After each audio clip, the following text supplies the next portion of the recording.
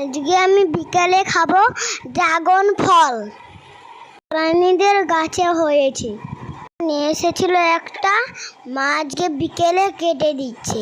বেশ ফুলের মতো সুন্দর দেখতে, ছাড়ানোও খুব সহজ, শুধু উপরের খোসাটা ছাড়িয়ে দাও হয়ে যাবে।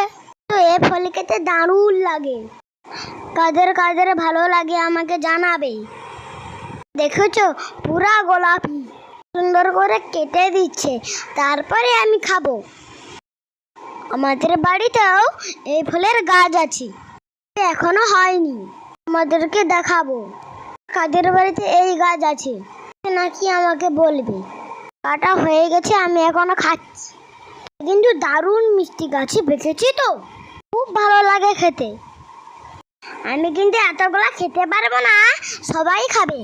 আর জিভ সব গোলাপি হয়ে গেছে। দেখেছি আমার জিভ লাল হয়ে গেছে।